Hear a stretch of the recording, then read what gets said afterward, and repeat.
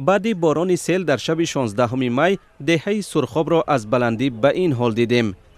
ده ها خانه را از ترس فروروی ساکنان ترک کرده، گاهی هم به خاطر خبر گرفتن این حوضها را عبور می کنند. ابرهای آسمان هم تشویش آنها را بیشتر کرده و هر کس می خواهد دورتر از خانهش پناهگاه بی‌خفتری پیدا کند. سیرم گلیم و جهاز این خانه را به جای دیگر برده نیت دارد این شب را در خانه اقربایش گذراند. کجا میری؟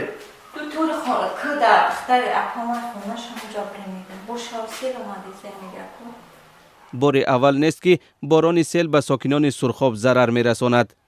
این دهه در ساحل دریای سرخاب و پهلوی کوه جایگیر است. هنگامی باران زیاد از دره‌های این کوه لایاب جاری می شود که به زهبورها می ریزد. همزمان سطح دریای سرخاب بالا می شود و آب زهبورها دیگر نمی پالاید. از این رو آب جمع شده حوض به وجود می آید و خانه و زمین مردم زیر آن می ماند.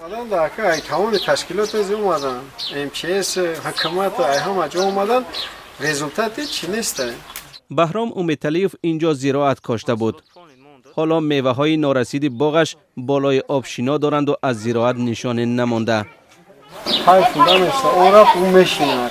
دیوار همش برک شده دیگه. نو. بهرام رئیس محله است. او میگوید تا 50% ده ضرر دیده است. به گفته او یک هیئت از حکومت و سازمان ها آمده بودند و وعده کمک کردند.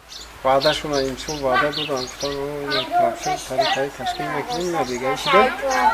اکنون نمیدونم کی میشه چه خیلی میشه. نزاکت خدیرova میگوید سیل وقتی بامداد به خانه او رسید. چون آب از هر طرفی خانه می آمد آنها نتوانستند پیشش را بگیرند.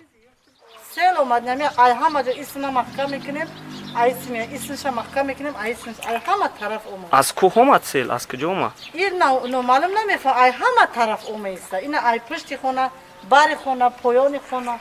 هواشناسان میگویند که بارانهای سیل در روزهای بعدی ادامه مییابند. بعضی از ساکنان دهه سرخاب که خانهشان از فلاکت امین مانده است نگرانند که خانه و زراعت آنها نیز زیر آب میمانند.